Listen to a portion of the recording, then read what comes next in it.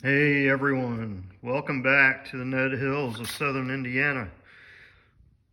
So we kind of left off a couple of weeks ago. We're working on getting this frame stripped down, and what we've got left is the rest of the drivetrain and the suspension differentials. So we're going to try to do this week is get those things pulled off of here. So this frame, just in case we were to get a little glimmer of weather up above 50 degrees, we get it outside and power wash it real quick. So that's the goal this week. And as the COD guys say right before takeoff, here we go. As you saw earlier, I had that front drive shaft already off. So here we're gonna pull the rear one off. You can see all the dark spots on there. That's the liberal use of that PB blaster. So that made this one go pretty good. The front one gave me a few troubles, but finally got it off. So after this, we'll move into the suspension and those differentials.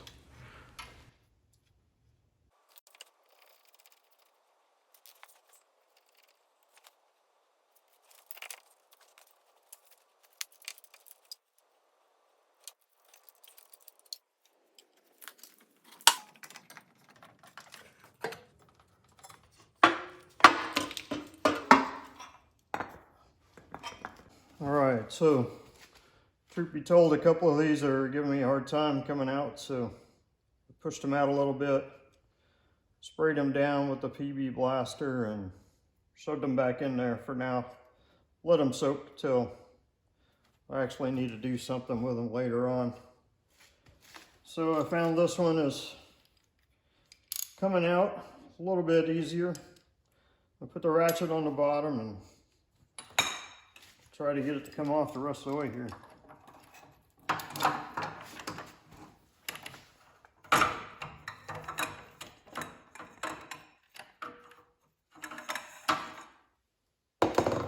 See if we can do it without that.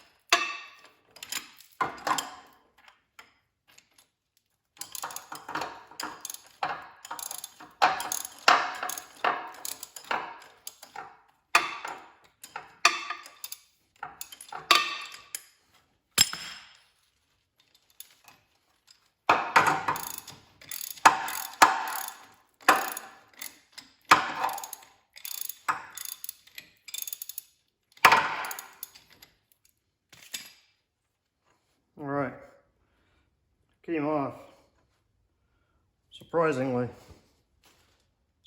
easy. We're gonna just run that nut down on there a little bit so it doesn't pop out while I'm working on something else and have this thing end up on the floor.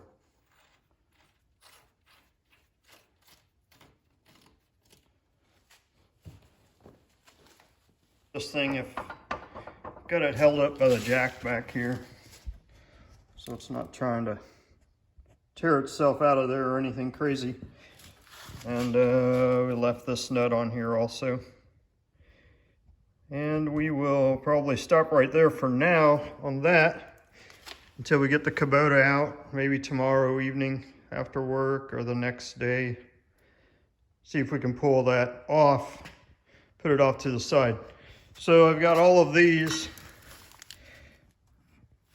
loosened up, and they are kind of knurled in there on the inside. I don't know if you can really see it.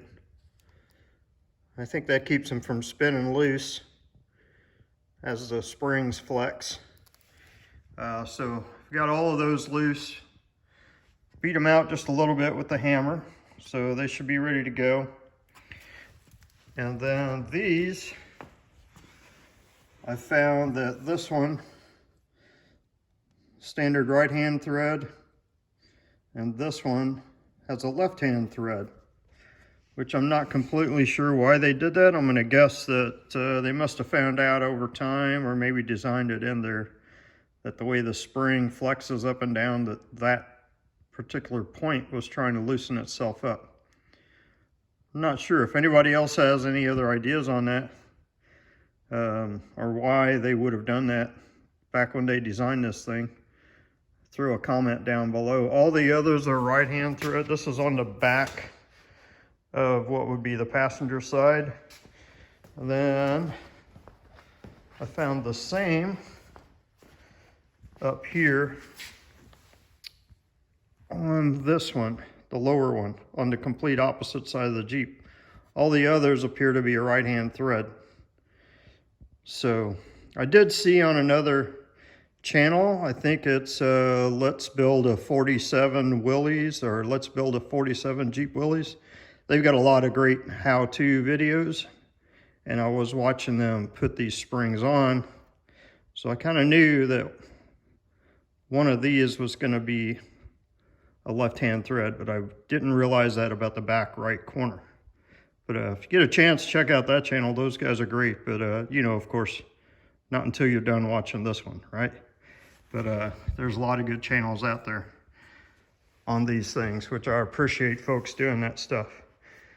So we're gonna kind of wrap this up for this evening. And when we come back out, like I said, we'll put the Kubota on that, get that yanked out of there, and with a little bit of luck, we'll get all these differentials and springs pulled off as well. All right, so we're back out here again.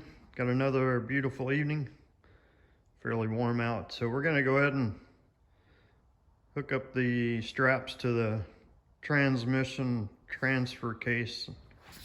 Pull that bad boy out, and we'll continue on with working the suspension and differentials.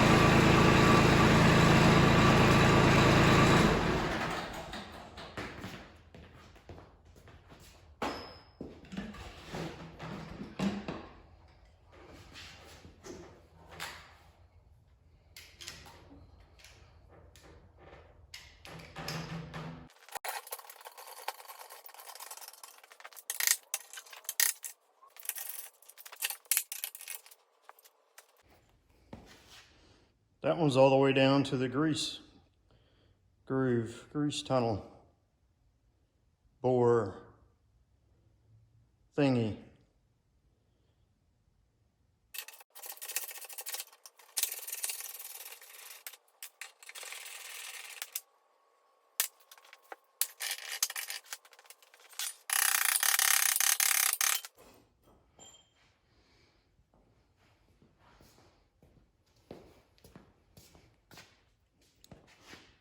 Believe it or not, that one was corroded enough that I could just beat it through this eyelet in the spring.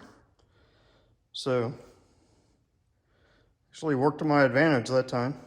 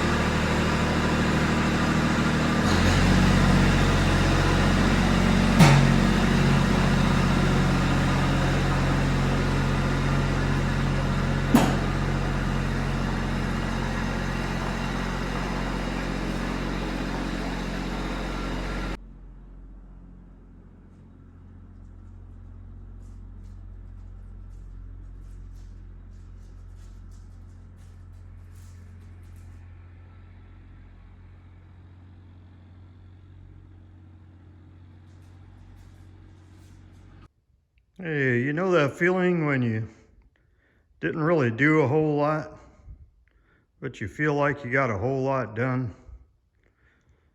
That's kind of what happened here last day or two. Finally got all of the driveline off of this thing. You guys saw that differential coming out. Same thing in the back. Not much different. I think the whole service intervals were off a little bit on this thing over the years. Completely rusted and worn through that one. And the pins looked about the same as the front. Completely worn, almost worn in half. But that's what we got for now. And I'm not quite sure what we'll do. Maybe if we can find a 50-degree or so day here in the next couple of weeks and it's not raining, I might attempt sneaking outside with the power washer and getting it cleaned up. Get as much junk off of it as we can, and then check out what repairs a little closer we need to do. Whatever we can fit in. Maybe drag a differential back in here. I don't know. Not sure what's going to happen next. We'll just have to see what the weather does and just how things go. So you guys take it easy out there, and we'll see you next time.